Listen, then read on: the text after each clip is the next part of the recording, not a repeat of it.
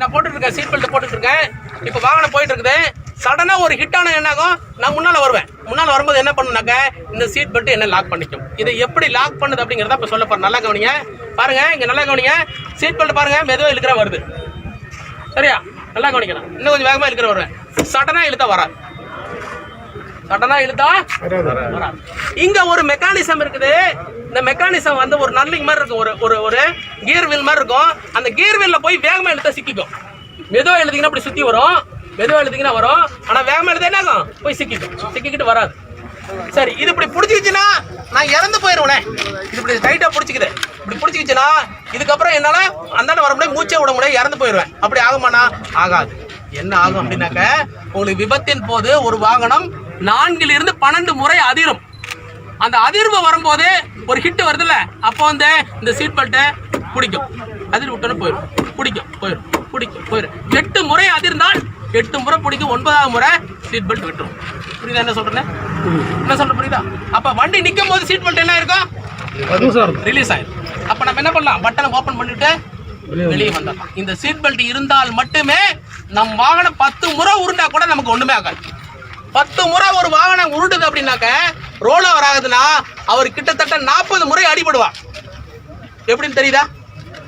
4 பக்கம், ரைட்ல ஒரு அடி, மேல ஒரு அடி, லெப்ட்ல ஒரு அடி, கீழே ஒரு அடி.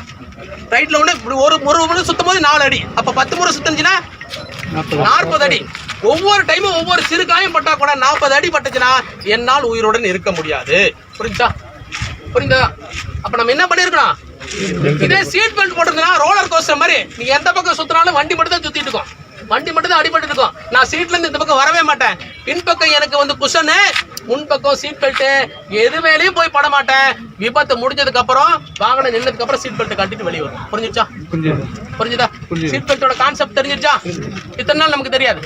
இன்னும் பலர் நினைச்சிட்டு இருக்கிறாங்க ஃப்ரண்ட்ல இருக்கிறவங்க மட்டும் சீட் பெல்ட் போட்டா போதும், ரியர்ல இருக்கிறவங்க தேவையில்லை. ஆனால் சரியா, ஆஸ் பர் அதாவது ரெக்கார்டு படி பின்னால இருக்கிறவங்களுக்கு அதிக விபத்து ஏற்படும், அதிக காயம் ஏற்படும். எவ்வளவு அப்படின்னாக்க பாருங்க, WHO சொல்லுது, முன்பக்கம் இருப்பவருக்கு 40%, பின்பக்கம் இருக்கிறவருக்கு 70%. யாருக்கு அதிகம்? ஏன் அவங்களுக்கு அதிகம் அப்படின்னு கேட்டா அதுக்கு ப்ரூஃப் இருக்கு. ஏன் அப்படின்னாக்க, நான் இந்த டிரைவிங் சீட்ல இருக்கிறவரு அடிபடும் போது ஒரு அடியிலே போய் அவரோட ஒரு பாயிண்ட் போய் டச் பண்ணிடுறாரு. அது ஸ்டேரிங்கோ கண்ணாடி, ஒரு அடியிலிருந்து 2 அடியிலே. ஆனா பின்பக்கம் இருக்கிறவரு 5 அடி தூரம் வந்து இதை சந்திக்கணும்.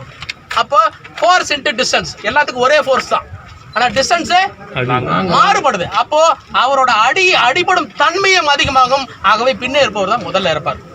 புரிஞ்சிச்சா? நம்மள நினைச்சிட்டு இருக்கிறோம் டிரைவர் மட்டும் சீட் பெல்ட் போட்டா போதும், கிடையவே கிடையாது. பின்னால இருக்கிறவங்க தான் கண்டிப்பா போட்டுக்கணும். ஏன்னா அவரு தான் ரொம்ப தூரத்தில் தூக்கி வீசப்படுவார், அவருக்கு தான் ஃபோர்ஸ் அதிகம். அதனாலதான் நீங்க எந்த ஒரு மரத்துல போய் ஹிட் பண்ணிருக்கிற ஆக்சிடென்ட்ல பாத்தீங்கன்னா பின்னால இருக்கிறவங்க இறந்துருப்பாங்க, முன்னால இருக்கிறவங்க அடிபட்டு இருப்பார். புரிஞ்சிச்சா? என்ன புரிஞ்சிச்சா? அப்ப கார்ல 4 அல்லது மேற்பட்ட சக்கர வாகனங்களில் செல்லும் போது நம்ம என்ன பண்ணிருக்கணும், கண்டிப்பாக இருக்கை பட்டை என்று சொல்லப்படும் சீட் பெல்ட்டை கண்டிப்பா அணிந்திருக்க வேண்டும். அப்படி அணிந்திருந்தால் மட்டும் விபத்தின் போது நாம் உயிருடன் இருக்க முடியும். சொல்லுவாங்க சீட் பெல்ட் போட்டிருந்தாதான் ஏர் பேக் வேலை செய்யும் சொல்லுவாங்க. இது உண்மையே பொய்யாங்கிறதுக்கு நீங்க போக வேணாம். ஆனா இந்த சீட் பெல்ட் அணிந்திருந்தால் மட்டுமே இந்த ஏர் பேக் உங்களை காப்பாற்றும். அதுவும் எப்படின்னு சொல்லிடுறேன்.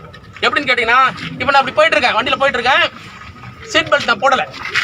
இப்போ வந்து ஏர் பேக் என் வண்டியில இருக்குது, ஏர் பேக் இருக்கு, இது என்ன காப்பாத்துமான்னு காப்பாத்து. ஏன்னு கேளுங்க. இப்போ நான் போயிட்டு இருக்கேன், ரைட்ல வந்து ஒரு வண்டி என்ன இடிக்குது. ரைட்ல இடிச்சா நான் எங்க போய் விழுவேன், லெஃப்ட்ல போய் விழுவேன். இப்போ இந்த பக்கம் போய் இப்படி விழுந்துட்டேன். இந்த ஏர் பேக் வந்து 400 கிலோமீட்டர் வேகத்துல பயணிக்கும், 400 கிலோமீட்டர். சரியா? அப்ப 400 கிலோமீட்டர் வேகத்துல வேகமா வரும். அது ஃபிராக்ஷன் ஆஃப் செகண்ட்ல வரும். அது வந்து வெறும் 50 மில்லி செகண்ட்ல வந்துடும். 50ல இருந்து 100 மில்லி செகண்ட்ல வெளியே வந்துடும். சரியா? அதாவது ஒரு செகண்டே 1000 பிரிக்கிறது, அதுல 100 செகண்ட்ல வெளியே வந்துடும், மில்லி செகண்ட்ல வெளியே வந்துடும். இப்ப நான் வலது பக்கம் போகும்போது இந்த ஏர் பேக் எங்க இருக்கும், ஏர் பலூன் எங்க வரும், இது ஏன் வெளியே போகுது? நான் தானே கார் வாங்கணும், என்ன நோக்கில வரணும், வராது. அதனோட டிசைன் அது மாதிரிதான். இது நேரா தான் வரும். நான் அப்பொழுது இங்க இருக்கிறேன், இது என்ன காப்பாத்துமா? காப்பாத்து. அப்ப இது காப்பாத்துனா என்ன பண்ணிருக்கணும், நான் சீட் பெல்ட் போட்டு ஒரே இடத்தில் இருந்தால் மட்டுமே முன்னால போறதை இது நடக்கும். முன்னால இருந்து ஏதாவது ஒரு ஃபாரின் மெட்டீரியல் என்னை இடிக்க வந்ததுன்னா இந்த ஏர் பலூன் என்னை காப்பாற்றும். ஏர் பலூன் வெறும் 2 செகண்ட் தான் பர்ச்சேஸ் ஆகும், அதுக்கப்புறம் திரும்பவும் காத்தெல்லாம் போயிடும். ஏன் அப்படின்னு கேட்டீங்கன்னா, அந்த ஏர் பலூன் அப்படியே இருந்துச்சுன்னா என்னால் மூச்சு விடாம இறந்துருவேன். அதுக்காக அந்த டிசைன் 2 செகண்ட் தான் இருக்கும். அந்த 2 செகண்டுக்குள்ள ஆக்சிடென்ட் எல்லாமே முடிஞ்சு போயிடும். முடிஞ்சதுக்கு அப்புறம் இந்த ஏர் பலூன் போய் அமைங்கிறோம், நான் சீட் பெல்ட் கழட்டி கீழே இறங்கி. புரிஞ்சிச்சா? புரிந்ததா? சீட் பெல்ட் புரிஞ்சுதா? இந்த மாதிரி ஒரு சீட் பெல்ட்டோட விளக்கம் நெட்ல யாரை பாத்துறீங்களா? வேற யாரும் சொல்லி கேள்விப்பட்டிருக்கீங்களா? சினிமாவில் எதுவும் பார்த்துருக்கீங்களா? அதுக்கு தான் சொன்னேன், இந்த விஷயத்தை நீங்கள் கேட்டுட்டு போங்க, கண்டிப்பாக இது உங்களுக்கு காப்பாற்றும். எனக்கு ஒரு விஷயம் செய்யணும், இந்த சீட் பெல்ட்டும் இந்த ஹெல்மெட்டும் இன்னைக்கு சொன்ன விஷயத்த தயவு செய்து எனக்காக ஒவ்வொருவரும் குறைந்தபட்சம் ஒரு 5 பேருக்கு போய் சொல்லுங்க. அது உங்கள் ஃபேமிலி மெம்பராக இருந்தாலும் சரி, நண்பர்களாக இருந்தாலும் சரி, சொல்லி எல்லாத்தையும் மாற்றுங்க. தயவு செய்து மாற்றுங்க. தலைக்கவசம் எவ்வளோ அவசியம் சொல்லுங்க.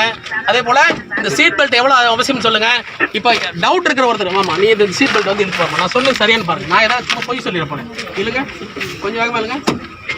லாக் ஆகுதா? இப்படி தான் லாக் ஆகிடும். இல்லை பிடிக்கும். இப்போ லாக் ஆகிடுச்சு. இதுக்கப்புறம் லைட்டாக அப்படி விட்டா போயிடும், திரும்ப பிடிக்கும். எத்தனை அதிர் வருது அத்தனை முறை லாக் ஆகும். நம்மளை இந்த சீட்டை விட்டு வெளியே வரக்கூடாது. புரியுதா? நாங்கள் வேறு யாராவது ஒருத்தர் செக் பண்ணுங்க, பார்க்கணும், செக் பண்ணி இழுத்து பாரு. எதுவும் இல்லை, ஹேல்மெட் லாக் ஆகுதா? திரும்ப விட்டா போயிடும். சரி, அப்படி வேற யாருக்கு டவுட் இருக்குதா? வேற யாருக்கு டவுட் புரிஞ்சிருச்சா? இப்போ சீட் காரில் போகும்போது சீட் பெல்ட் போட்டுக்கலாமா? சரியா?